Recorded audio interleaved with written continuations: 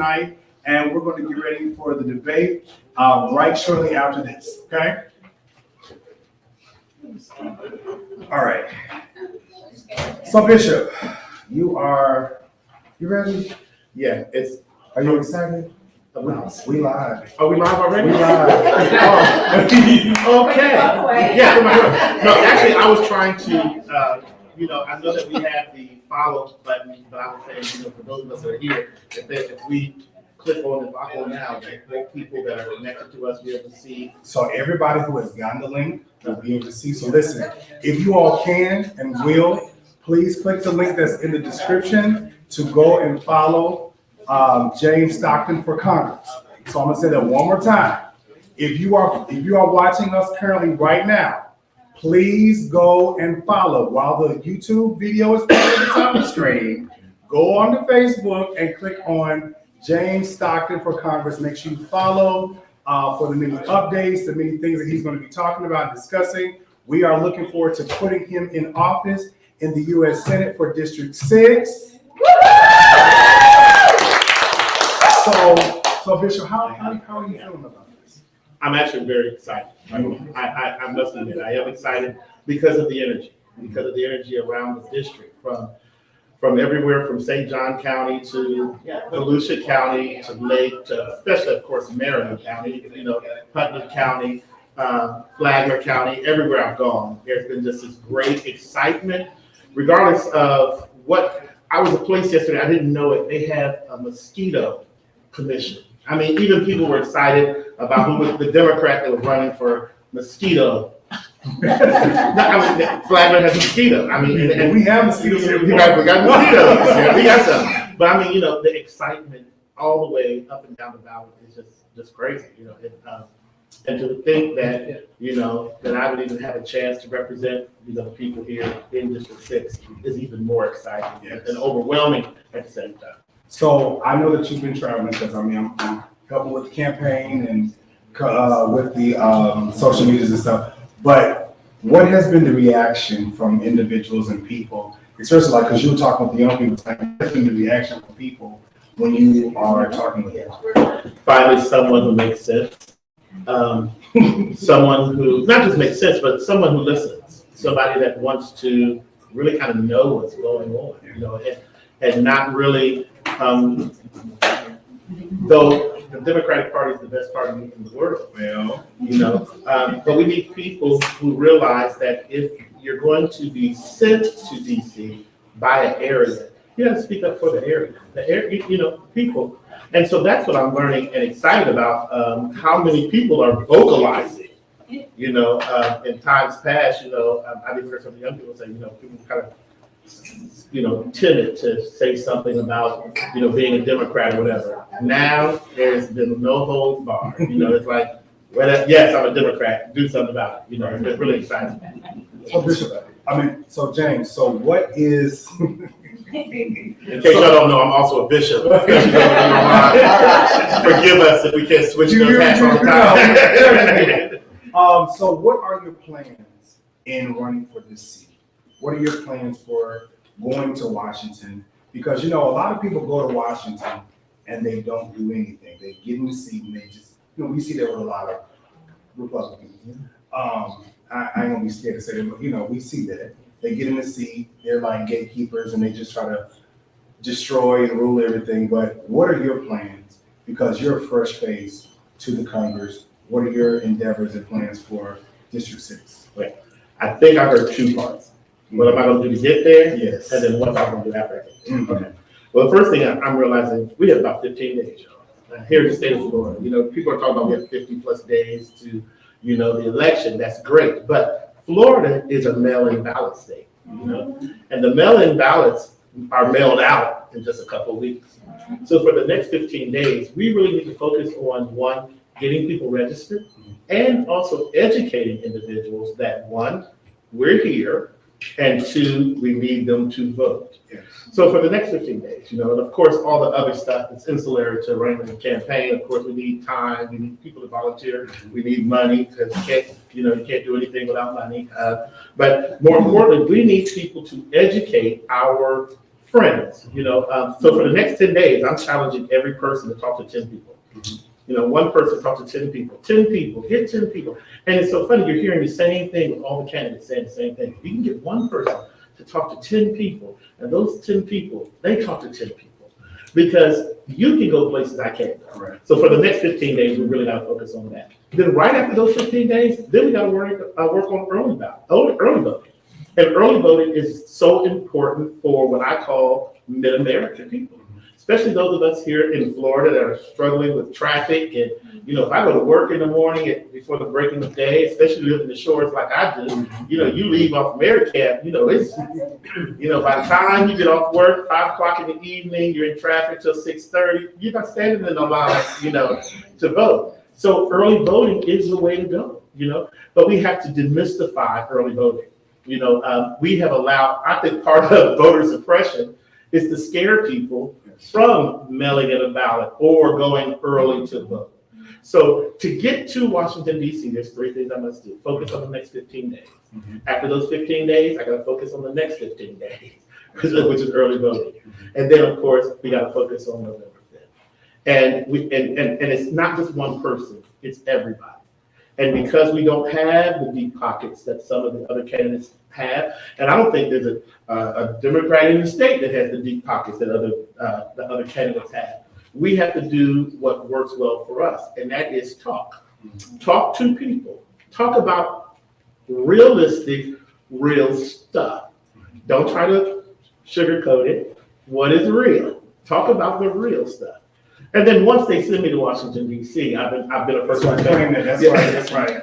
I was told never to say if I make it to Washington, but when I go to Washington, D.C., I want to make sure that I go to Washington, D.C. with the voices of District 6. Because I'm sure hitting the ground, there's going to be all kinds of things talked about. I'm concerned, I told somebody recently, I'm concerned, God forbid if he wins, and I'm concerned if he loses. I believe as a nation, the first few months after the election, we're going to have to really be strategic of working on bringing unity back to our nation. So when I first get there, I want to be part of the unifying conversation, because there won't be any way to get anything done for any location if we're not unified in doing something.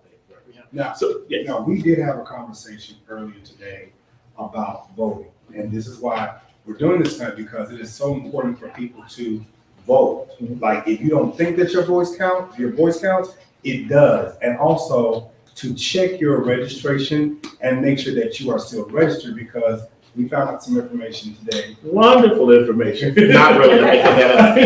I have an IT gentleman who has volunteered his gifts and skills, and he actually gets the data dump from our state Department of Elections. And he was sharing with me that in the last election here in Marion County, over 20,000 votes were 20,000 votes were not counted because of signature mismatches, address differences, because if you mail in a ballot but you haven't, and I thought about that even myself for years, especially prior to the election, I always wrote my name, the letter J, period, David Stockton III.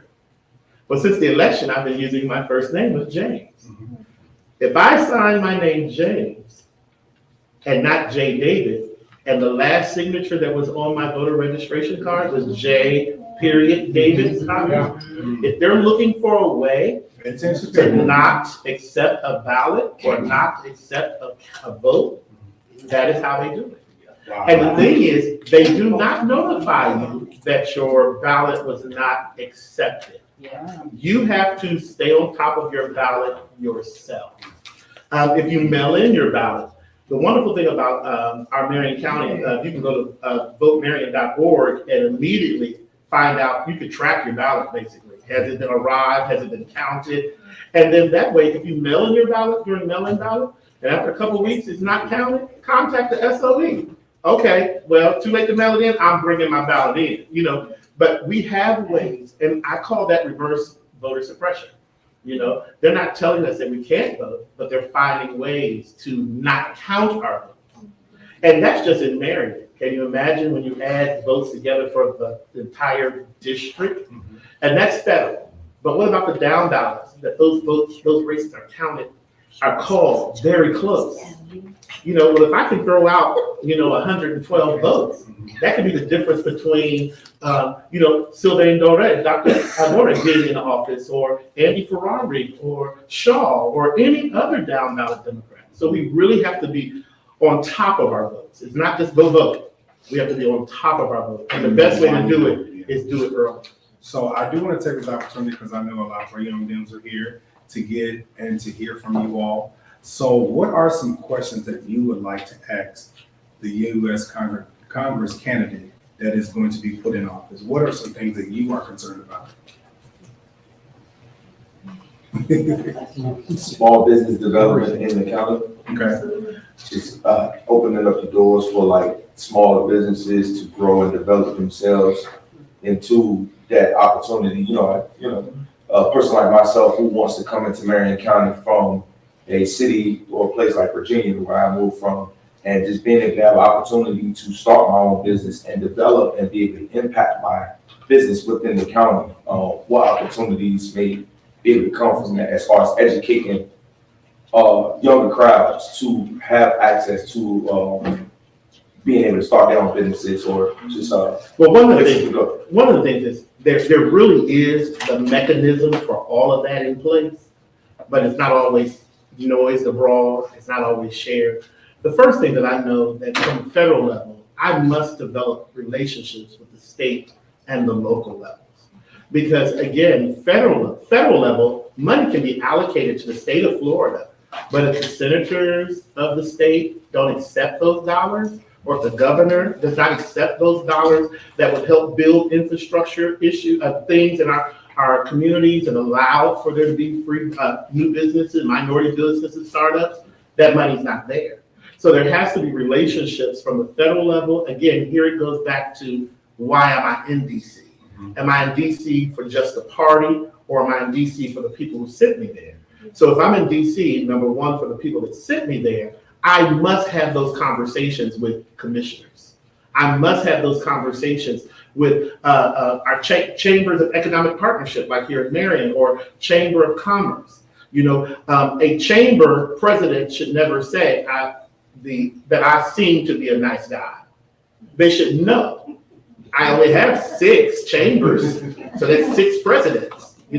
I should have called a meeting together and said, listen, what can we do? Because middle America is what really grows America economy. If we use the same analogy and the same platform that we're using now, poor have no money, so there's no tax from them. Rich have accountants and attorneys, so they pay no taxes. It's middle America that pays taxes. It's the small businesses that pay the taxes. So why not invest in them so that we can have more of them, so that we can do more as a country and a nation? So I'm gonna restate the question again, because for the camera's sake, give me 1 second. So the question is, for the young Dems that are here, what are some things that you are concerned about, and how would you vocalize that to the potential and the U.S. Congress candidate for District 6 that we are going to be putting into office? I saw your hand, and let me get these 2, because they can be loose. And I hope I answered your question. You did. Okay. All right. Appreciate it. Oh, Much appreciated.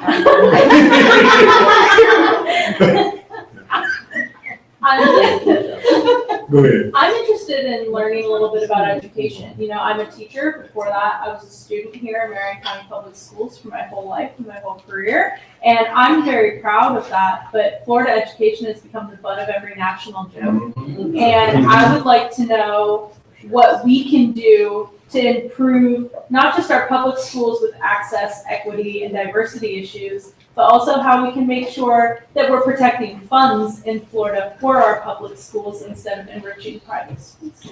Well, the first thing we need to understand is that public schools is a necessity. Public school is a necessity for our nation. It has been historically, and it will be always.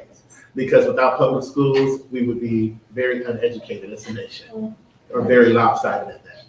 The second thing is, my grandfather used to have this saying, I've been saying it all the time. He had a saying, said, if people would stay in their own lanes, there wouldn't be so many wrecks.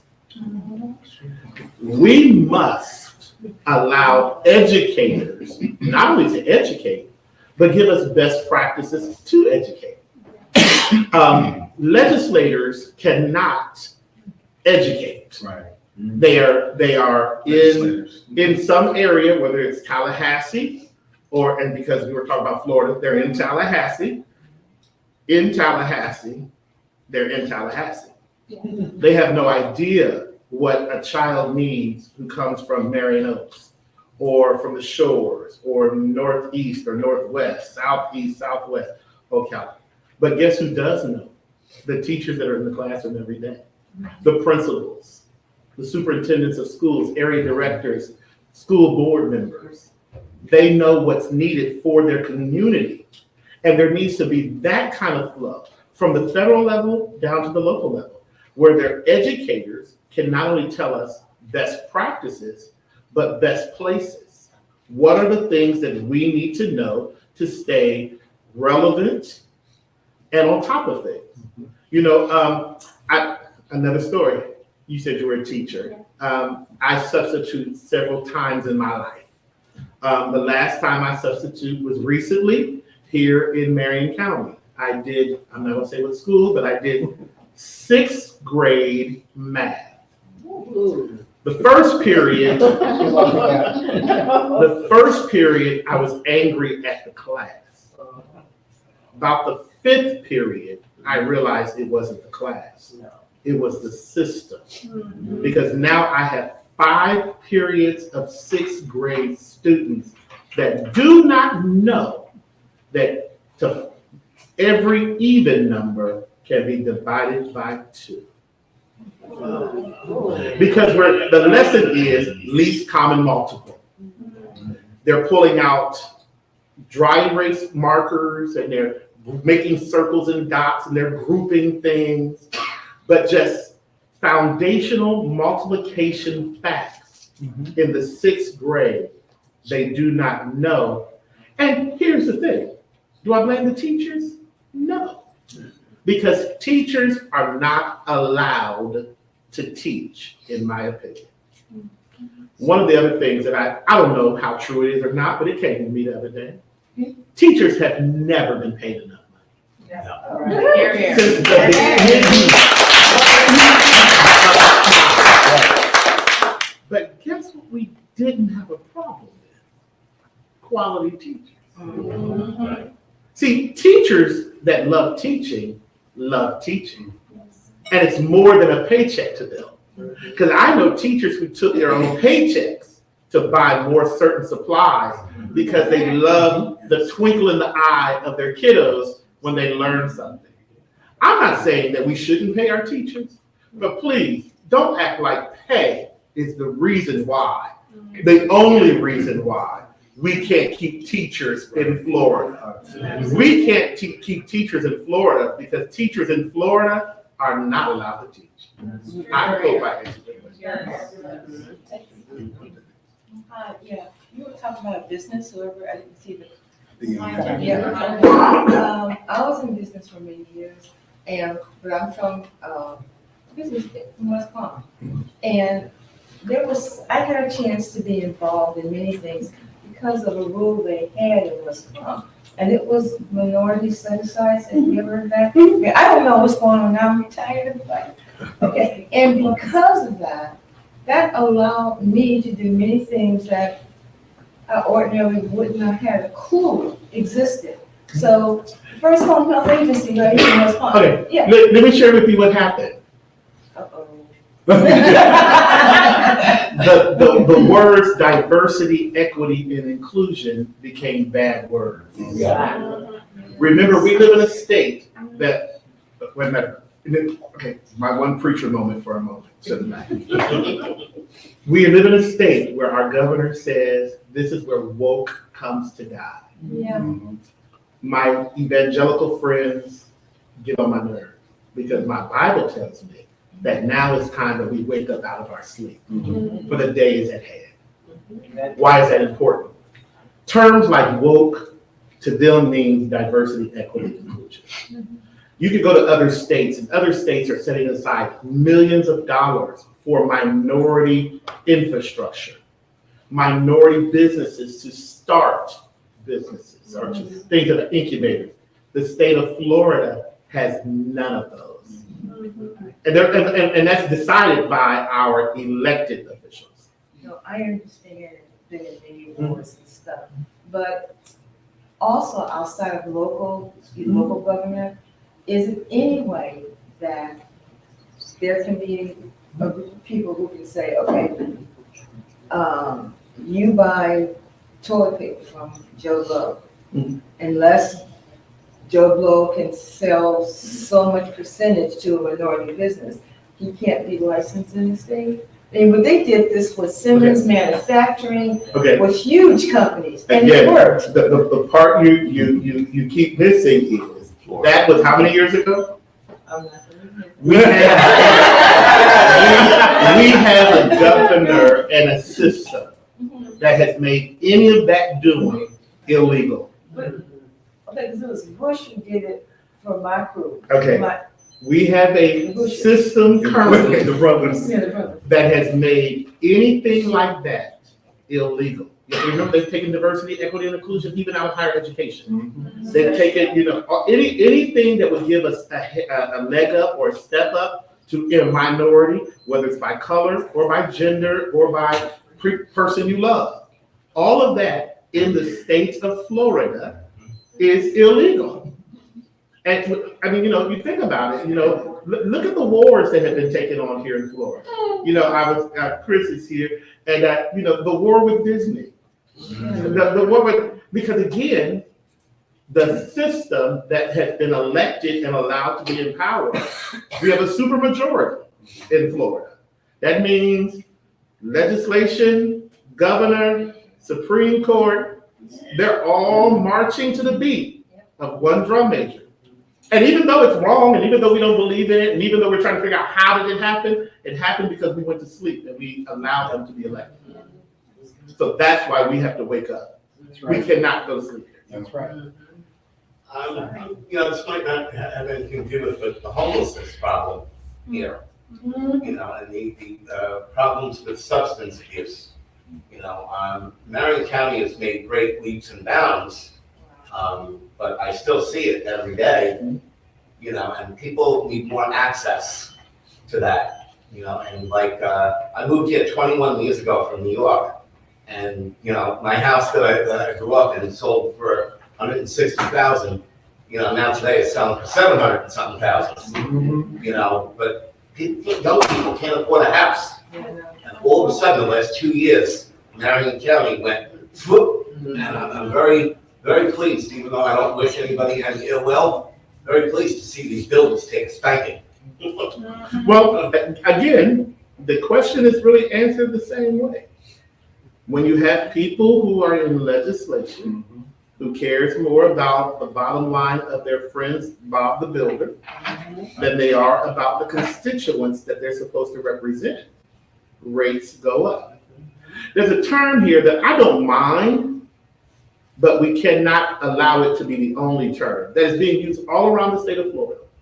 You're not hearing affordable housing. They're calling it workforce housing. Those are two different rates. And Marion County is doing some phenomenal building towards workforce housing. But there's no real affordable housing being done. And I sit here today as of last month, even the former chair of Marion County's Board of Governors for our continuum of care on homelessness. So I sit in on those meetings, and we're trying to divide up the $3 or $4 little dollars that we're able to get into our continuum to help people who are dealing with the homeless crisis.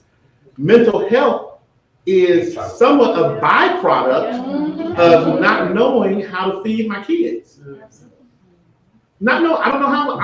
I love my children, I love my family, but I can't feed them. That would drive anybody crazy. That's all kind of, but then mental health is a real issue too. Where are our mental health services? And though Marion County, I can attest to this, Marion County is making great leaps and great bounds, but it's gonna take them time. Because they only can do, because most of all those organizations are all done by nonprofits. So a nonprofit operates on grants. Well, I'm not gonna Great. say, I'll sit here and tell you that they've done great, tremendous things in the last 20 years I've been here. But And I the would- I grants would are just all like to see determined, no more. yeah, look, the grants are determined Right. by legislation who decides that this is gonna be our focus or not. So she's gonna ask a question on action. Working in staffing, and I see a lot of the homeless people that live here in Ocala and also being here for 25 years. I can only probably get out, I would say, 20 people a day go out to work, making $12 an hour. How is that gonna change? What are we gonna do? What's gonna happen? Well, minimum wage is supposed to gradually go up to $15. I mean, but okay, that's the first answer. Is that added on to what? Is Is it added on? $15 is the minimum wage. But then what we need to also understand is that depending on the strategic plan of your community, every community has a strategic plan or should have a strategic plan. And most people don't know what the strategic plan is for the city or for the county. But if you would find out what the strategic plan, you would see what the plans are. And once you know what the plans are, then you can ask the right questions. How are we going to handle this? How is that going to be handled? What are we doing to bring in business? One of the things I believe that we must all do is get involved. Yes, yes. I don't know how many rooms I'm in where decisions are made and I look around the room and I'm the youngest person in the room. Or I'm the only minority in the room. And guess what? We live in the sunshine. This is a sunshine state. So there's no governmental meeting that is private. They can't even have the meeting if it's not, well, of course, all they have to do is put it in the paper. So if you don't read the paper, if you don't, you won't know. But that's a choice, and that's how some others have gotten over. They do what they're supposed to do. We don't. And now with the swell that's going on, like one of the things that President Harris, as president, she wants to do is give $25,000 to any first-time homeowner. $25,000 to go on the down payment for a first-time home can go a long way. Our President Harris wants to continue on, wiping out student debt. I don't know how many of us are still paying on student loans from one degree or another. I don't care. Bachelor's, you might have got it paid off, but God forbid if you still work on a master's or went to doctoral program, you could be 80 and still paying on them. So we have to get involved and remember that most of the people that are making all these decisions are elected officials. Now, question.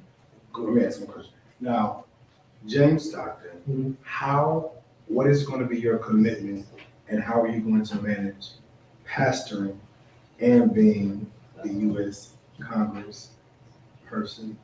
I'm glad you asked that question. Yes, I want to say it slow. I just had this conversation, and I'm waiting to sweat because I'm just. I was asked a question not too long ago. I have learned that you catch more fish with a net than you do a hook. Okay.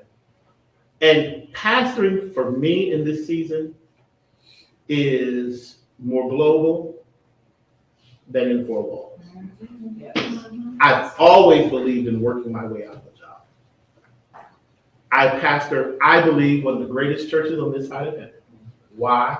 Because they're allowing me to share my gifts and skills to the world. You can't do that everywhere. Right. And I believe in bringing people behind me. If I tell everybody, the mark of a great leader is not what people do when you're there. It's what they do when you're not. Right. So I'm not going to be there. But I didn't say that. I said I won't be there. Okay. And I have a great team. What is your thought about sticking your nose into a woman's right to choose? I am so tired because where my mind went was not even what I could say on television.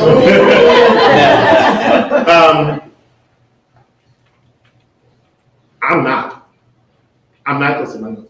Because some of you heard my story before, The only time I was faced with that issue was because my late wife was septic.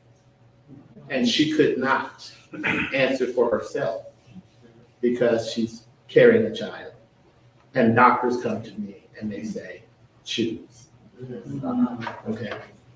The current climate would be not even bringing it to my attention and waiting till whatever happens.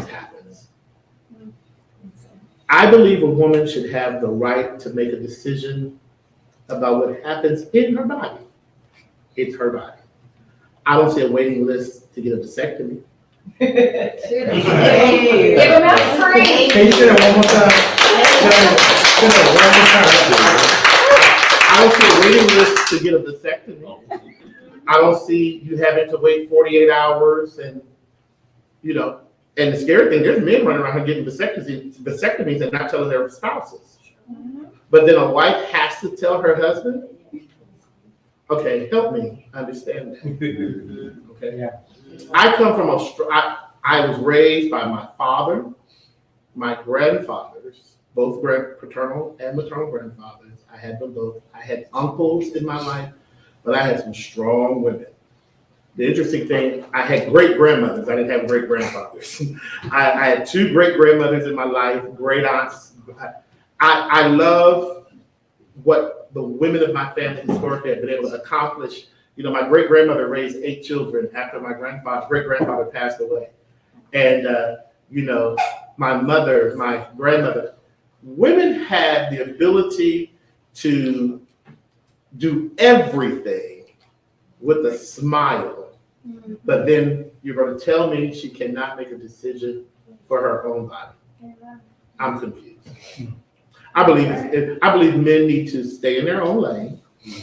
And if there's an issue, there's a woman that'll tell her husband, there's an issue with this. But at least,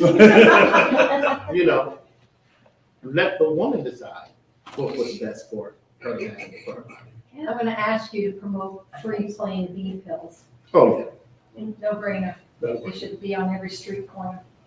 Okay. I'm going to say this, I'll probably get in trouble for this. I was telling some young men at the barbershop not too long ago. I said, y'all need to get out and vote. There's 2 issues on the floor of the bill that affect not only women, but men. I don't care how you vote, but you need to vote. 1 is the abortion bill, and 2 is marijuana. However you feel about it, y'all need to vote. Because again, it's what your lives can be ever changed by a decision you make in the heat of the moment, under peer pressure, or whatever, at a young age, that the rest of your life can be, the trajectory of the rest of your life be changed forever.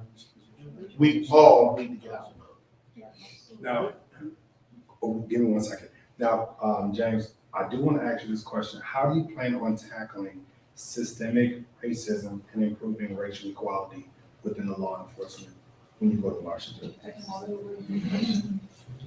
waiting for that? First of all, we gotta have tough conversations. We have to have uncomfortable conversations. Give me 1 second. Did y'all hear me back to back the question that I asked?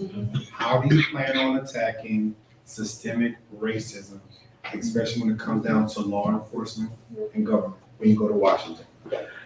First, you have to have uncomfortable, tough conversations. Right. I don't care what anybody says. I make my potato salad different than somebody else in this room.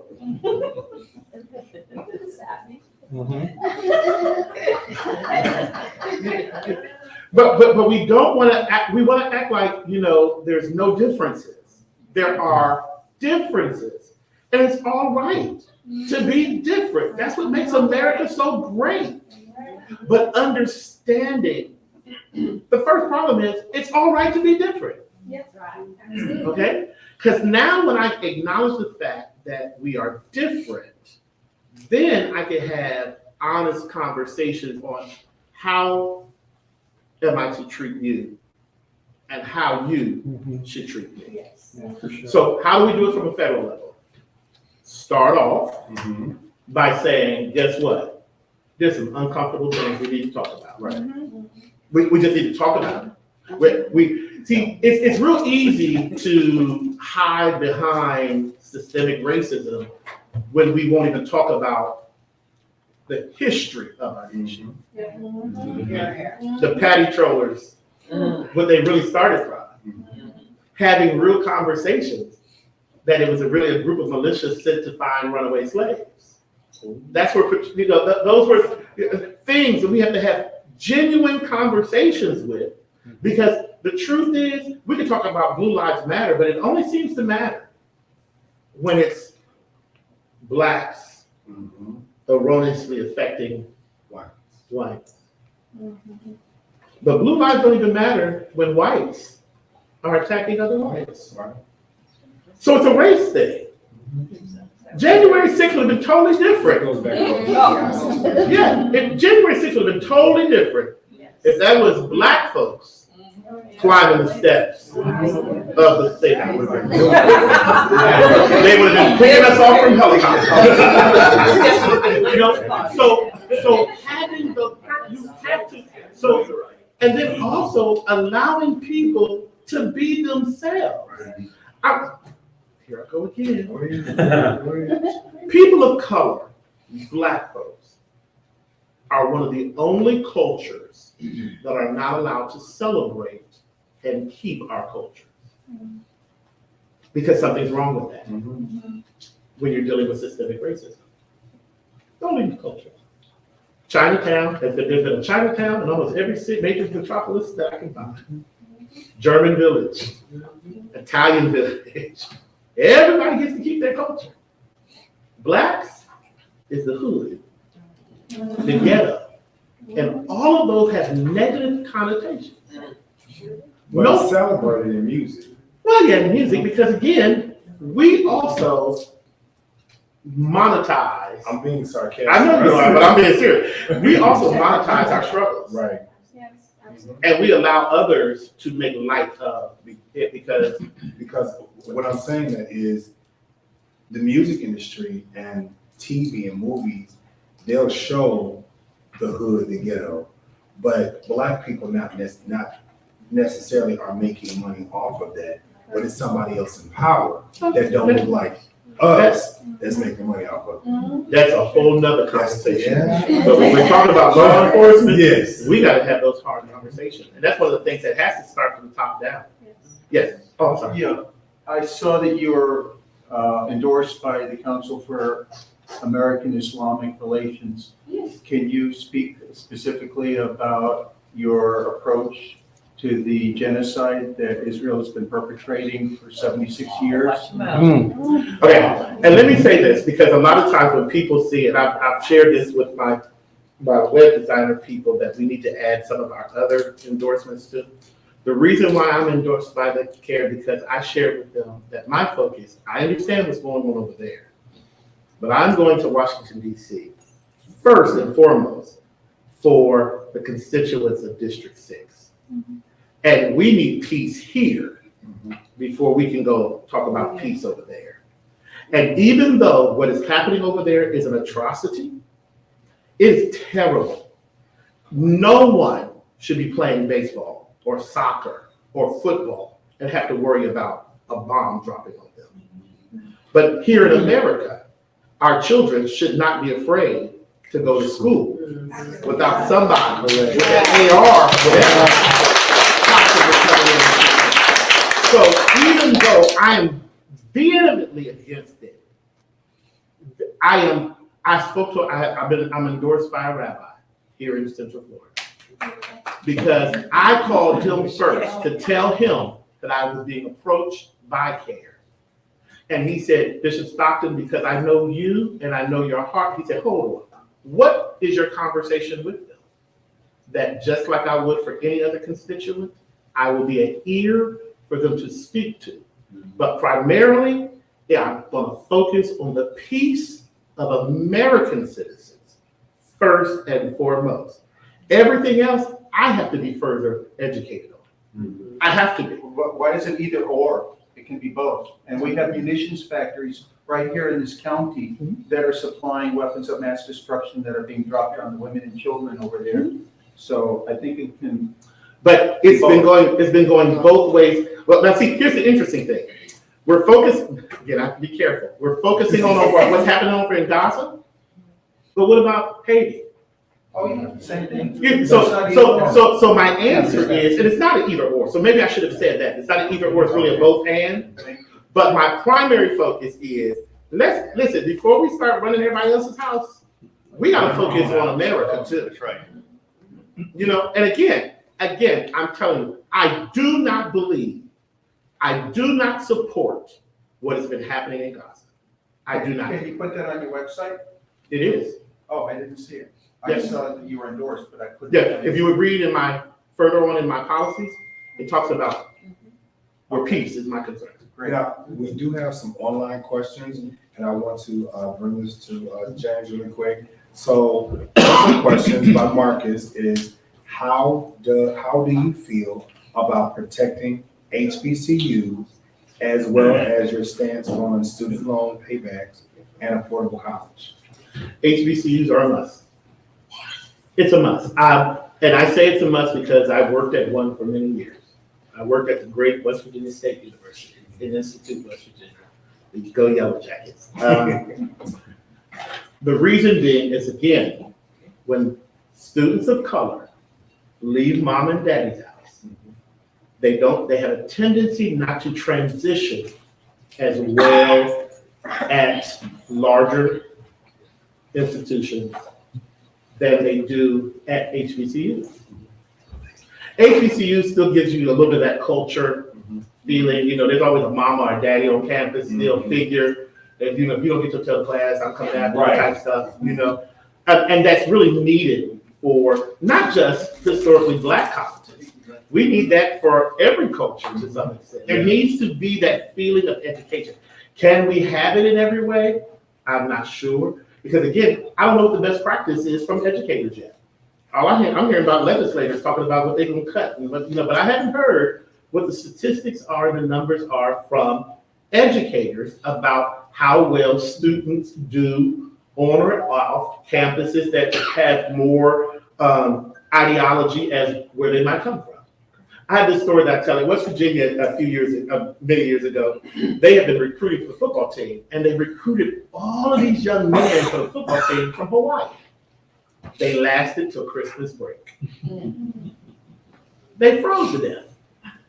When they went home for Christmas, the Hawaiians did not come back. You know, because winter in West Virginia is a far cry from winter on the Hawaiian island. You know, we were having luau's and, you know, trying to get into the culture and creating all kinds of things to make them feel more comfortable. But we could not do anything about the snow. So again, I think that we have to figure out what's best, but we cannot let go of our historically Black colleges and universities because they've been doing it, most of them, for hundreds of years. All right, now there's another question from Auntie Deb online. It says, immigrants getting more benefits, loans, mortgages than actual citizens. Okay. This is what I'm going to ask. Have Auntie show me that in writing. Thank you. Because what I have learned about a lot of the things that we're hearing. I'm not making this No, and that's important because again, it's the smoke and mirrors. Right. People throw out stuff and we're like, oh, no, that's what they're doing. Show me that in writing. Of course. I understand why they say what they say. Many years ago, I was laden with liver cancer. And because I had a house and a car and education, I couldn't get any help. I had to literally get rid of all of my assets before the government would come in and help me. So I understand that lady perfectly clear. Now, I am not the only one this has happened to. I'm just saying maybe somewhere in that mix they can say, well, someone that doesn't have to go broke to get some help. But see, here's the thing though, and you said this years ago. Okay, I got that. Okay, we've grown a lot. You know, this country has grown a lot. No. The country has grown a lot. But again, your issue is your issue in regards to I'm not the only one they did this to. No. But here's what I'm saying. Here's what I'm saying though. The question was, what am I gonna do from a federal level about immigrants getting more benefits than American citizens? That's a different statement than what you're making. Well, let me finish. Let me add to that for you. I'm kind of flushing. All right, an immigrant can probably qualify because they have no income. It's all about if you qualify for money or not. An immigrant does, okay? And there's nothing wrong with that. I send money to people like that. Okay, so it's nothing wrong with having an immigrant get money for housing and electricity. But I'm just saying, for one of us to have to give up everything we work for because we became sick or something that wasn't contagious, I'm thinking that maybe in your meeting with all these other wonderful people you're going to meet in DC, that you can say, you know, maybe we should have it so that you don't have to go completely. So here's my question. Yes, sir. Is that an immigration issue or is that a healthcare issue? It's a Because, healthcare issue. so again, that's what I was trying to get to, say, man, what you're saying has nothing to do with the immigration question.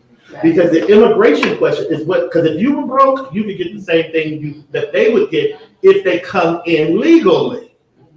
I need to see in writing, like I heard somebody say, they're going to be just letting people vote, you know, and all they got to do is get a driver's license. Okay, and no, here's the problem. How do you get a driver's license? You gotta go down in the No, blood. what do you need to get a driver's license? Or some form of. You have to have a green card.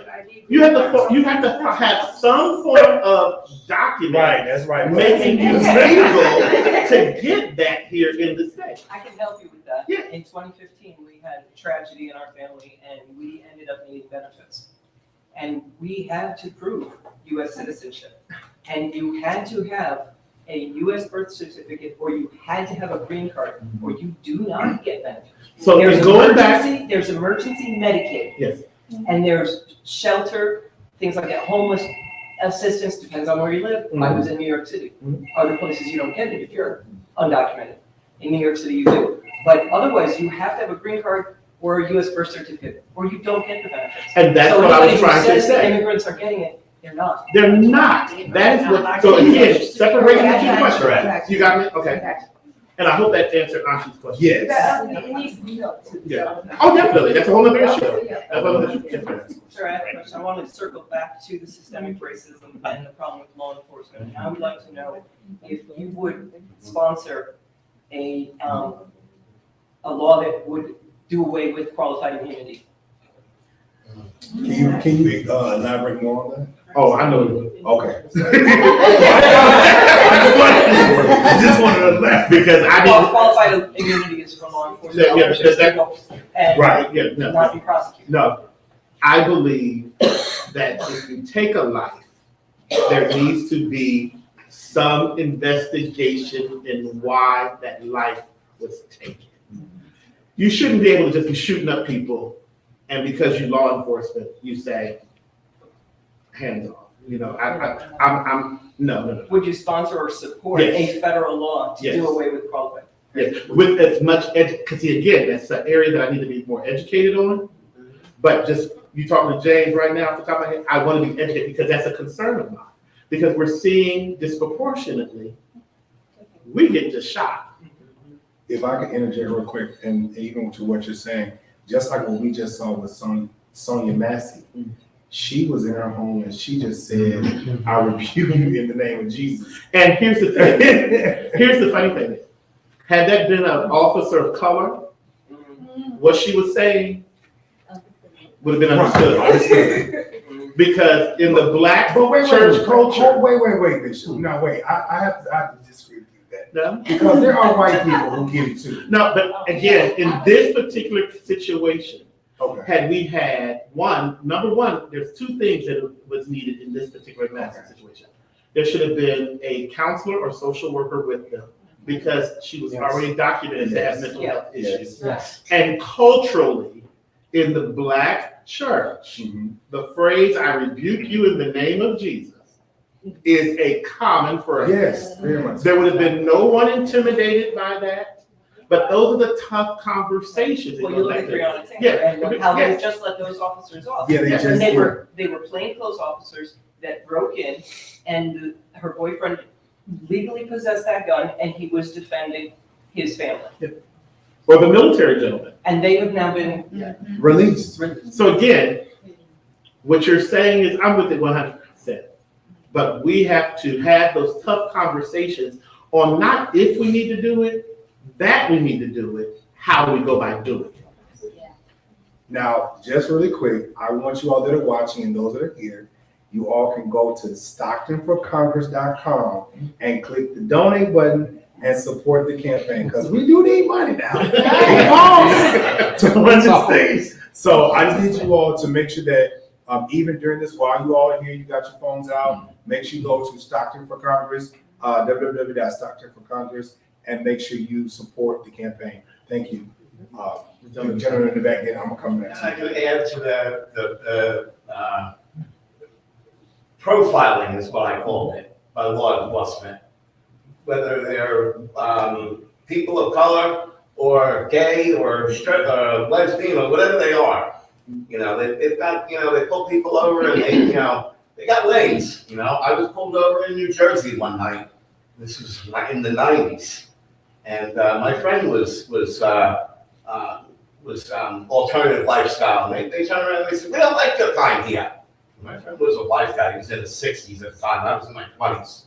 I'm telling him, shut up, you know? And he says, can you elaborate on that? What kind is that? You don't like Italians? Because he was Italian, you know? He says, you don't like Irish? And he's sticking his head out the window. I'm like, Joe, shut up. You know? Because in New Jersey in the 90s, we had a massive shooting involving men of color on the turnpike. You know, there was officers that were convicted, you know, of murder and stuff. And there was plenty of people, there were racial profiling and gay profiling, everything. This whole country needs a fix. Yeah. When it comes to that. Uncomfortable also the area of Stonewall too. Uncomfortable conversations. We need to have those conversations. But we also have to be grateful for law enforcement. Oh, definitely, definitely. It's not Oh. bad about them all. It's not, no, trust me, this is not a beat up on law enforcement. I have several law enforcement No, friends and absolutely not. family, so you know, but, because see, even on the campus of West Virginia State where I grew up, shout out to West Virginia State, they had, the police officer or the police force for the institution, the school, was also the police officers for the unincorporated community. And that's where I learned the term of community policing. Yeah. Where relationships are built by officers with the people of the community. So that if my little son or grandson is acting up, don't make me go tell your granddad. You know, listen, boy, if you don't go home, I'm gonna call your grandma. I'm gonna call your mother. Those are the types of things, you know, there's all kind of systems that work. We just have to figure out, it can't just be, you know, the Lone Ranger type, you know, Wild Wild West type of mentality. And it goes from both sides, because an officer should never be afraid to protect and serve.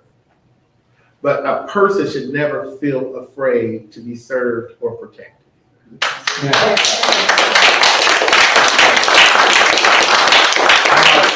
We do have about 20 minutes. I want you, sir, to ask your question, and I do have one question to ask you too. Mr. Stockton, thank you for being here tonight.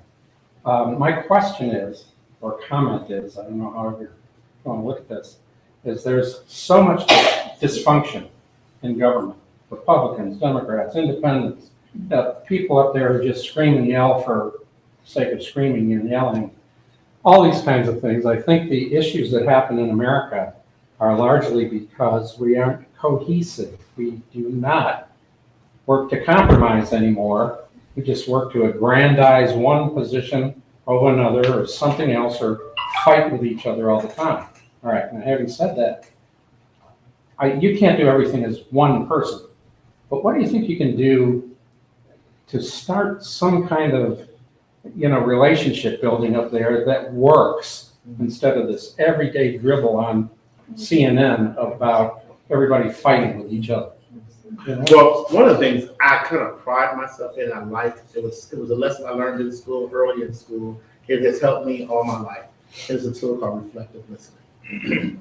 Because 9 times out of 10, I'm not a combative person per se. You know, I'm not going to argue, and I'm not doing a whole lot of fussing, because what I realize is once your volume goes up to a certain level, you're not listening anymore. That's for sure. So we gotta get to the point where we're listening to each other. And here's a wonderful tool in reflective listening. Am I to understand you to say, or am I to understand that you are saying, because 9 times out of 10, what you're hearing is not what they're saying. Even though they might be using particular words, but then when you repeat it back to them, they're like, oh no, that's not what I meant, that's not what I meant. And because again, like you said, one person can't do everything, but I want to be a person that what I do, I understood what I was doing. You know, if I'm opposed to something, I want to be able to tell you as a constituent, why are you opposed to that? You know, when you see my voting record, and you know, and I want you to be able to call me and say, James, why did you vote on this or vote on that? I should be able to give you an answer of why and why I believe it was important that I voted that way for the constituents of District 6. Respectfully, yes. You know, and not just be like, you know, because that's what the party did, or I'm just refusing to do anything that so-and-so from across the county did. No. We have to, first of all, remember that we're in those positions because we're to be the voice of voiceless. That's the first thing. So when I'm talking to someone, if I'm representing District 6, hey, I know this is what y'all talking about, but I'm gonna need y'all to help me here. District 6 needs this. This is what District 6 needs. Now, I know this is what y'all want to do, but hey, don't forget District 6. And if I'm going to be bipartisan, I need to be able to go back to my constituents and say, out of this deal, District 6 got some of their boxes checked. Am I going to be able to do everything that I'm sent to? No, but I really want to be able to have a grade card to say, he checked off some boxes. Yeah, that's good. And in doing that, I believe we will have less confrontations. That's my dream. More things will be accomplished that way. Okay, all the things we've been talking about, you know, different programs and all, people get together and work on it together. Let's have a conversation. Right. And I'm the type of person, I might get in trouble. Hey, I tried to go talk to King Jives and he wouldn't listen to me. Is that right? I'm just saying, you know, King Jives came to me with this, came to me about this, I'm using him as an example. You know, King Jives came to me with this bill, and I tried to talk to him about it, you know, this is what we came to, and then when we got to the part about District 6, he wasn't moving because Minnesota or, you know, Nebraska was more important to him, and he really didn't care what. I just want y'all to know, that's the reason why I didn't vote for da-da-da-da. Now, I do have a question before we get. I do have a question. So, as we move forward, because we're anticipating and getting prepared for this watch party, because that's why we're here for this, and we're also here for the watch party, okay? But what are some challenges that you think you may face or will face in supporting the first female president? And I'm saying that because I do believe that she's going to be the first female president. So, I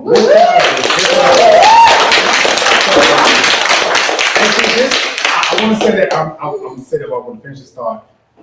I'm not voting for her because she's Black. I'm voting for her because she has policies and procedures, and she stated those things. And it's changed because as we have seen throughout history, we have seen nothing but older white men in office. We saw our first Black president. That was great. Hey, come on. But here we are at another place in history where we can change it and see something different. So how do you feel? And well, how do you feel about that? That's one. Two, do you think that there will be challenges, if there are, in supporting the first female president? Okay. This is the greatest answer. Okay, come on. There's only gonna be challenges if Blue don't get out the vote.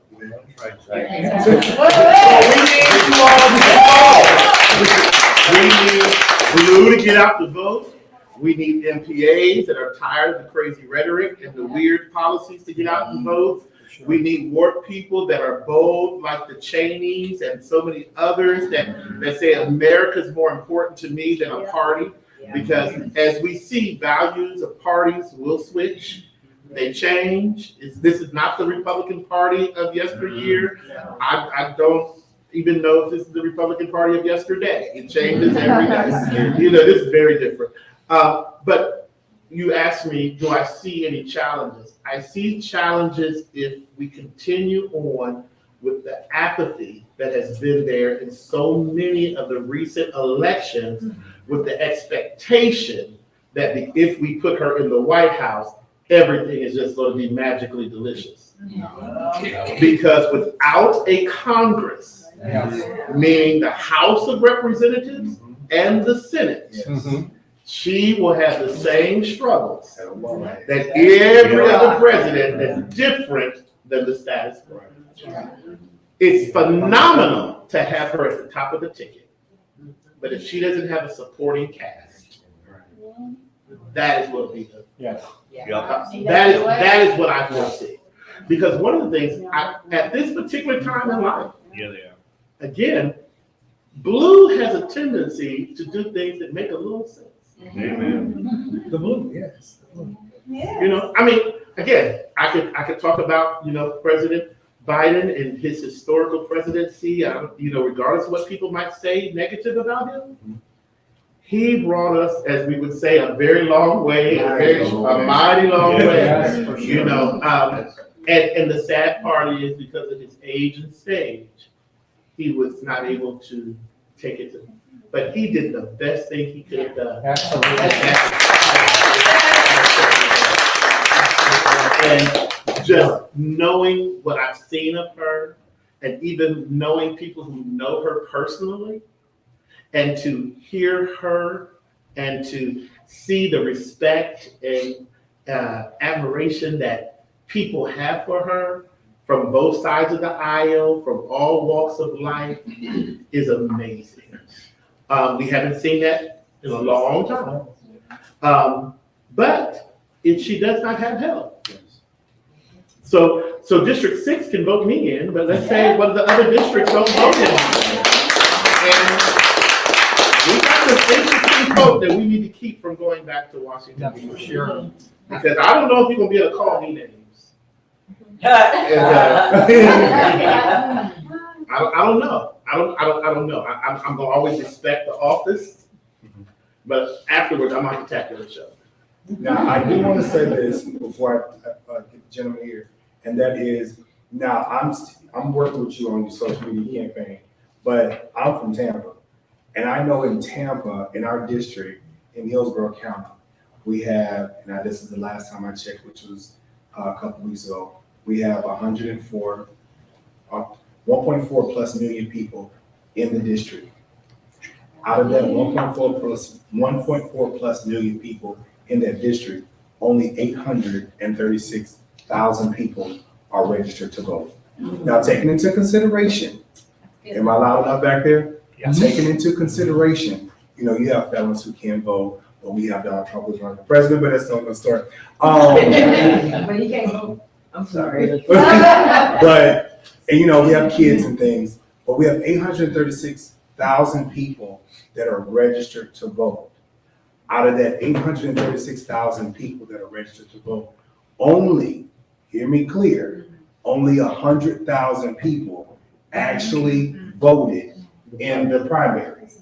Now, out of 800,000 plus people, only 100,000 people. Bishop, James was talking about this earlier. It is sad because people complain about what's going on in your local government, and you expect for the president to fix it, but you have to start at your local level. It's common sense. You cannot expect for the president, and you know, I'm here to discuss this with James so that he can, you know, he's telling you all this, but it is very sad that we sit out here and we look for the president to be the superhero, but we have to start at our local governments, because you cannot expect for the president to come to your courtroom and fix your problem when you are the ones allowing people to vote these people as the judge, the county commissioner, the clerk. All these people are elected officials. So we have to encourage people not only to get out and vote. Please check your registration. I'm gonna say it one more time.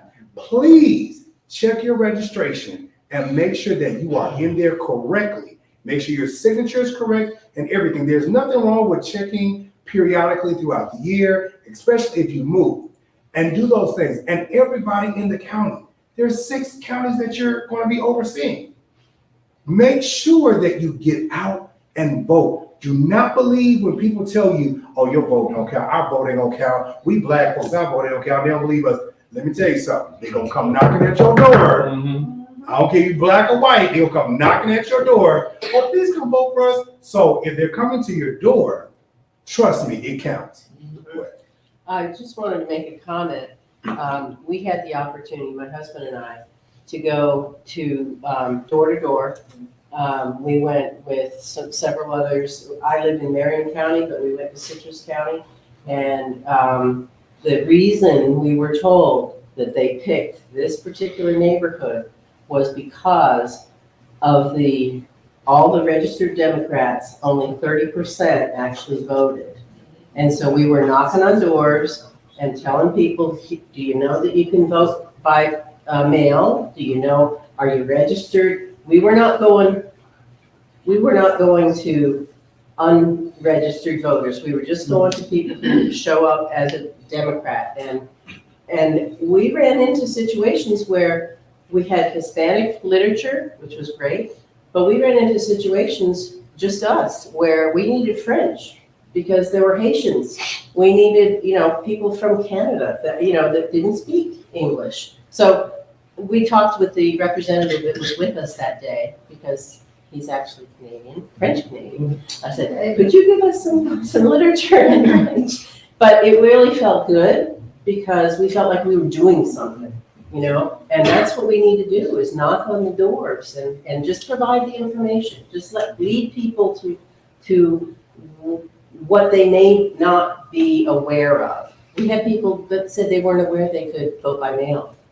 Yeah. So, or there was some barrier, But see, that's I call it the reverse voter suppression. He wanted to ask a question. Yes, sir. Democrats have the resources to challenge voting irregularity and disenfranchisement.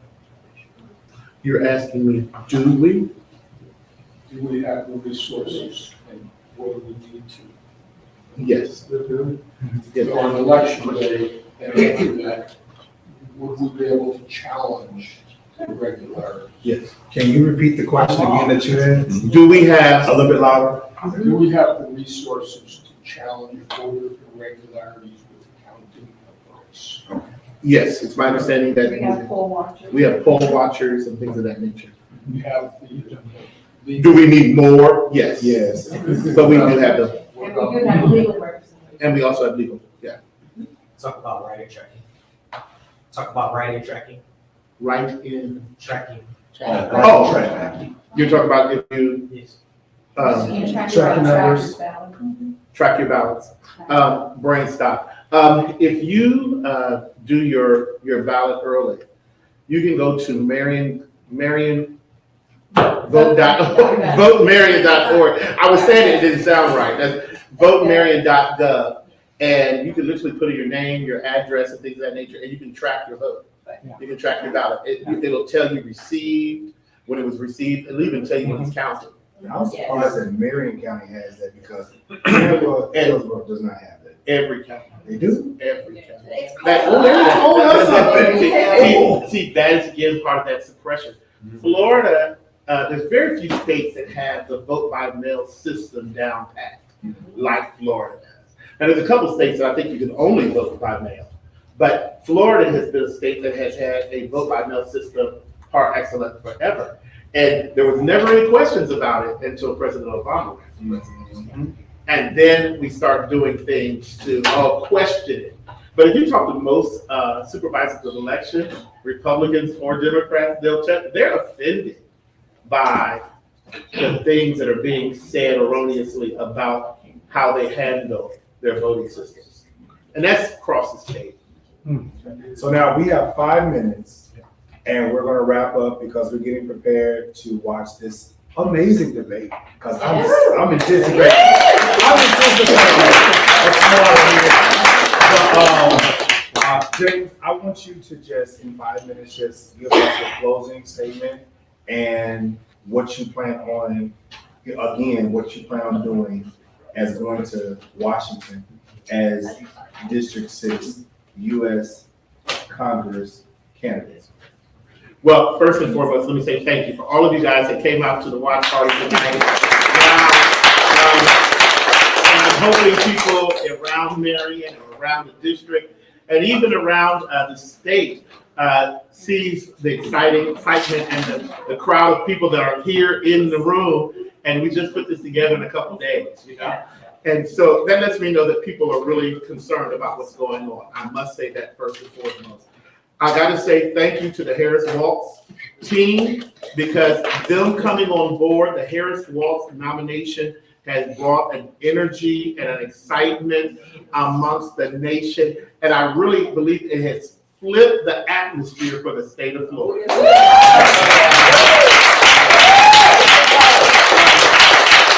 And with that being said, I pray that we continue on with this excitement and this energy moving forward. Amen. To tell you a little bit about me, again, I really do want to be a voice of District 6 in Washington. It's growing on me more and more every day. You know, I just got so bad. I have a cousin who's a realtor. I got her looking for places already, you know. But I'm excited about it because I'm learning more and more every day about the issues of District 6 that not necessarily makes us different, but makes us the same.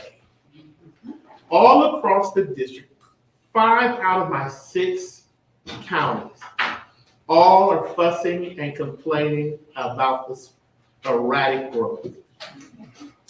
All the same thing. All the districts, all the counties are talking about the effects of environment, whether it's, everybody's got a problem with the drinking water, you know, and just learning.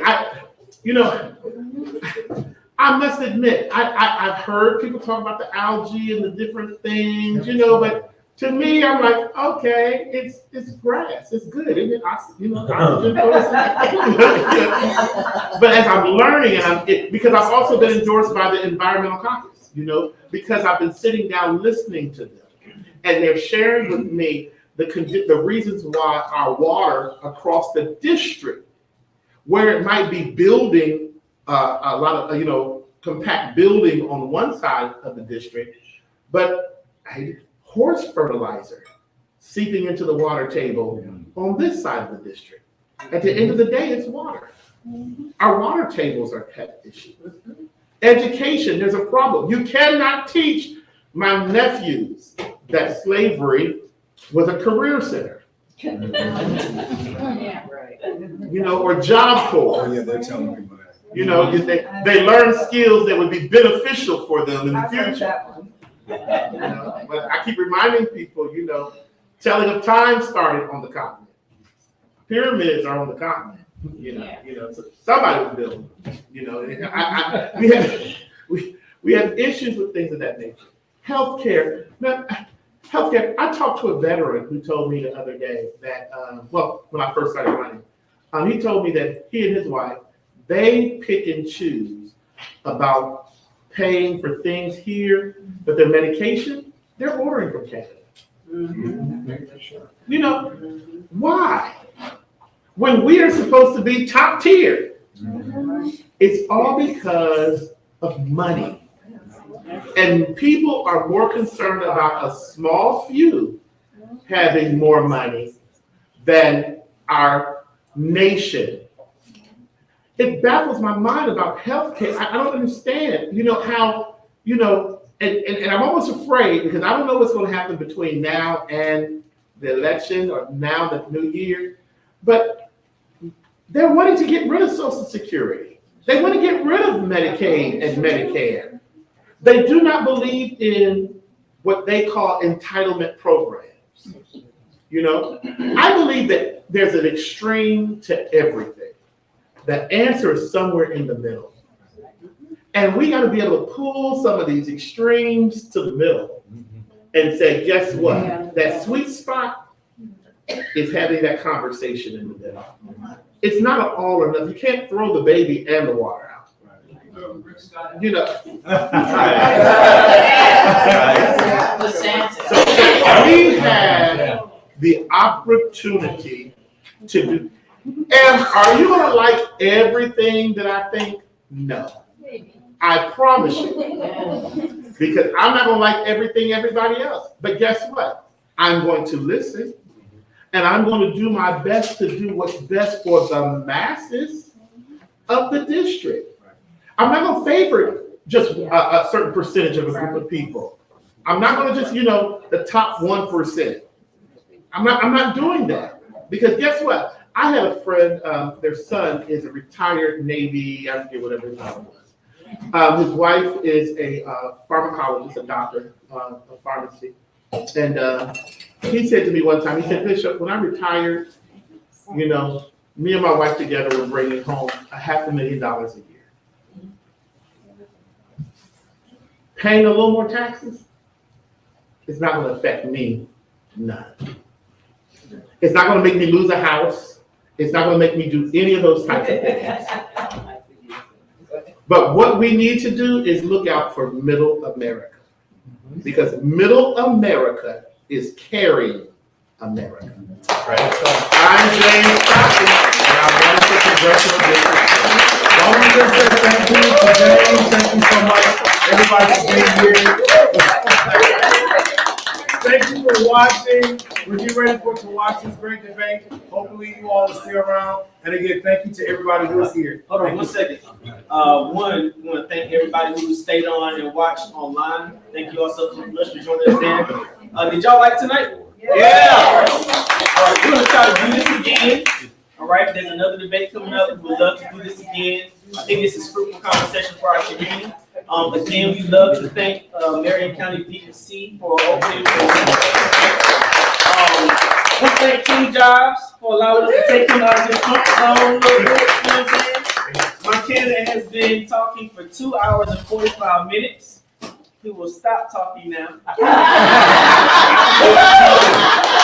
If you want to take pictures, feel free to stand, take pictures, share your social media posts and all those things. We're going to set this up so we can watch the debate on a live and private connection. So you won't be watching the same thing everybody else watches with commercials. There will be only 2 commercial breaks during this, but you'll get a direct live feed from our campaign to watch tonight, all right? So thank you all so much. Get to know somebody and go start.